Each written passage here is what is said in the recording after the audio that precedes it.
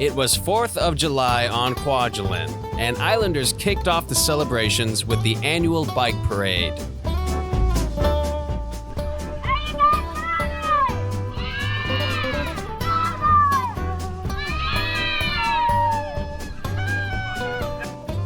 A wave of red, white, and blue washed in and around Emon Beach as Islanders made lap after lap around the site.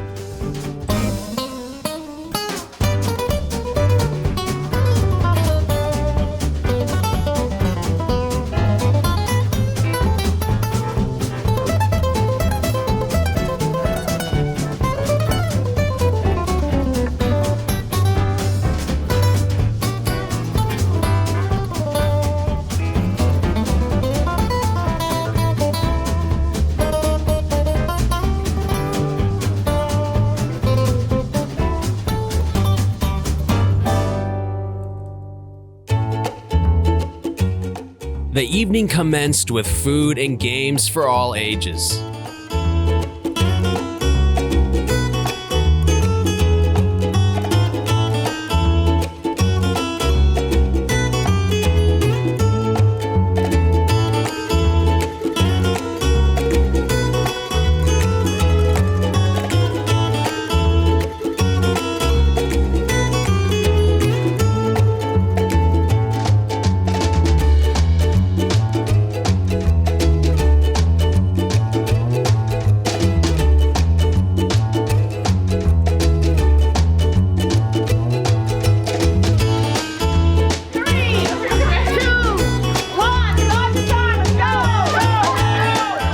The most rigorous event was a pie-eating contest. Contestants raced one another to be the first to finish their own personal dessert.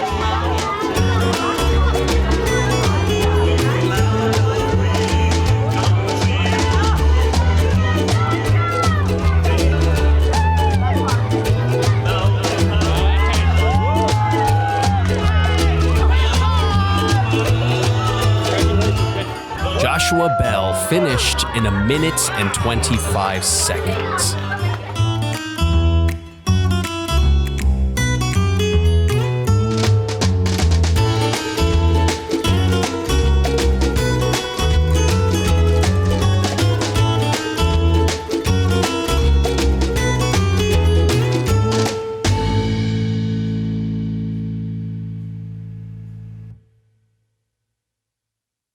AFN recently sat down with Brian Connor, the chaplain for U.S. Army Garrison Kwajalein Atoll, to get to know him and his work on the atoll.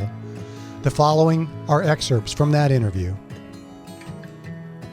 Tell us, how did you become a chaplain? I became a chaplain in 2005 and have been a chaplain since. I was a family life chaplain before I got here to Kwaj. That's how DI hired me. Straight away from the Army Reserves. And so spent the first half of my life as a combat medic, so 87 to 2005 as a medic in the Army, and then I switched over to the chaplaincy and loving it. Tell us a little about your background. So family life is a specialty branch in the chaplain corps. So we are actually licensed therapists. My background's in marriage and family therapy. So I had my master's in marriage and family therapy, had a private practice back in Texas. And so through that, then we get to do counseling through the military, through the Army chaplaincy. And it ends up being mostly teaching classes. Did a lot of marriage classes, marriage retreats, things like that, resiliency, things like that. What is the difference between a normal civilian minister and a chaplain?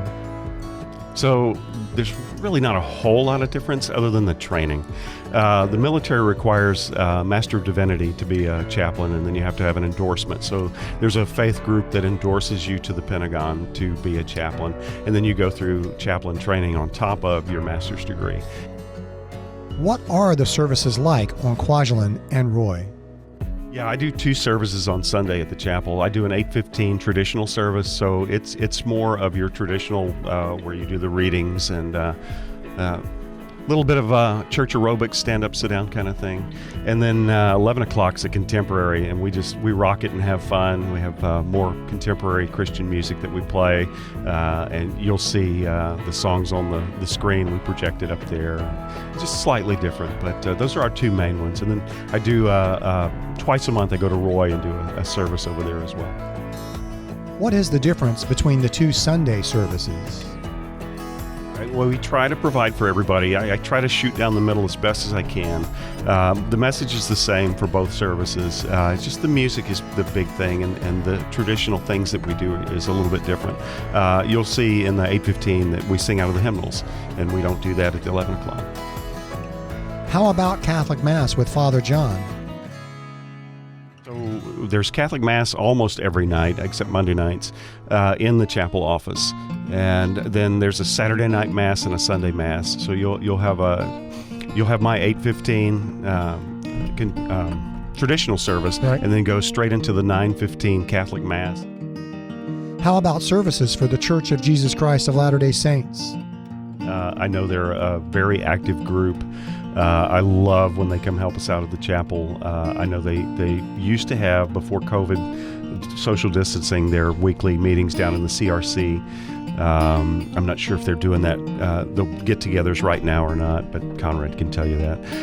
But my God, they help with everything. When I came here 2.5 years ago, a little over 2.5 years ago, my goal was unity, and so I was trying to pull the Catholic LDS and Protestant groups together. And at the time, it was John Sock, the dentist, who was the bishop for the LDS group. Gotcha. But Conrad took over, and he helps anytime I need him. You'll see him do the candlelight service with me, baccalaureate with me, just anything we can do. So just a great, great group. Mm-hmm. Tell us a little about counseling services on Kwaj and your experience as a counselor. So I'm trained in counseling. My favorite type of counseling is solution focused. I'm always looking for the solution, and brief therapy. So let's hammer this out quickly. Find it. You usually have the solution. You just aren't seeing it because of all the mess that you're in right now. So we're kind of guides in that way. But through the chapel, we come at it with a spiritual viewpoint. Sure. Yeah. So and it's. You don't have to have a spiritual viewpoint to come talk to us as well. Like I said, we're both trained to do any kind of counseling. So, yeah. Before I came here, I had a private practice in 3 locations around Houston.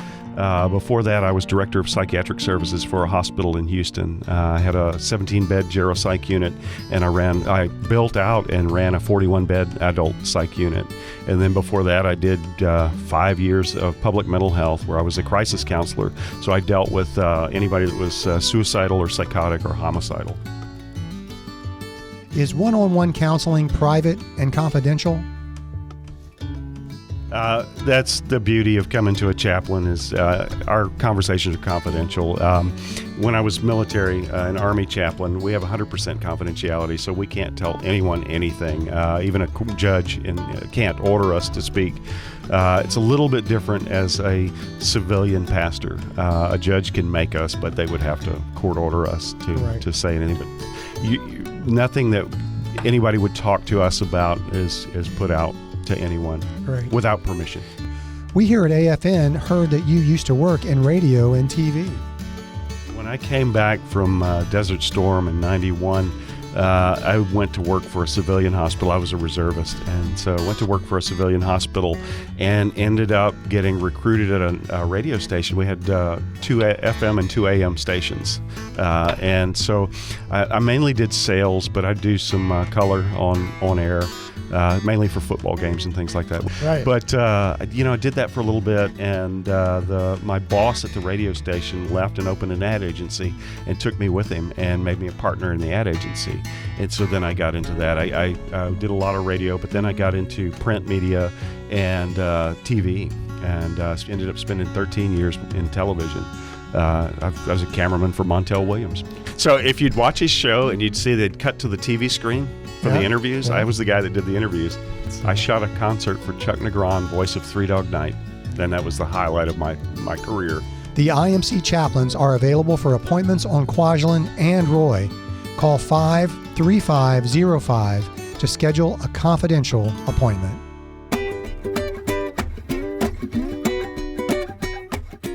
When one thinks of the sounds of the Pacific Island, the ukulele often comes to mind. Kwajalein has found a way to let these sounds resonate around island even more with the creation of the Ukulele Club, a weekly meeting where aspiring musicians can learn and practice the beautiful instrument. John Thigerson, the club's creator, guides students on their journey of mastering the instrument.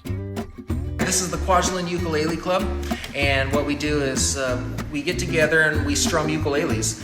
On the projector beside me, we actually put up a song with the lyrics and the chords, and then we all just play along together. So think of it like a choir, but a choir for ukulele players. Some people like to sing solo, and some people don't like to sing solo and like to sing in a choir. So that's sort of what this is for folks who don't want to necessarily perform out solo and play their ukuleles, but they're more comfortable playing with the group. So we all get together and play ukuleles and have a good time. At the time of this video, the club has existed for almost 2 months, coming together around the beginning of the summer. A perfect way for those on vacation to spend their time. Ukulele is very popular in the Pacific. In Hawaii, it's actually taught to everyone who goes through elementary school there, and now it's even being taught here on Kwaj in the elementary school. So it's something that's pretty ubiquitous, and it's becoming more and more ubiquitous, and ukulele clubs are very popular even in the mainland and around the world. So after this past year with COVID, there are many, many online ukulele clubs, in fact. So it's popular and it's fun. It's not a particularly challenging instrument to play. It's pretty easy to pick up and play, but it still is somewhat of a challenge. So it is something that you do have to practice and really want to put the time and effort into. Everyone is welcome. So hopefully we'll see everyone down here with their ukulele. Bring your ukulele, and if you have a tuner, bring a tuner, and then that's all you need. It's free and it's open to all ages. Everyone is welcome. The Kwajalein Ukulele Club meets every Friday at CRC Room 6 from 6 p.m. to 7:30 p.m. The ukulele is a wonderful way to learn about Pacific culture.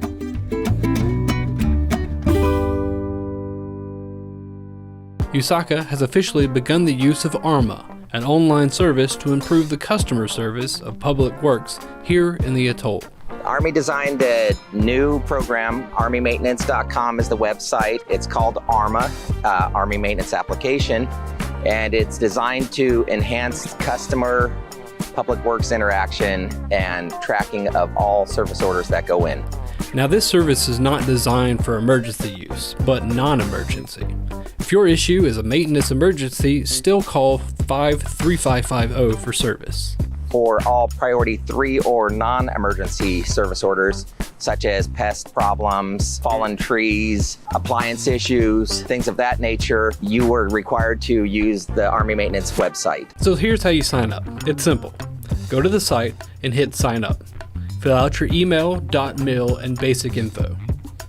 Here you will select Kwaj and your location, which would be the island you reside on, so for me, it's Kwaj again.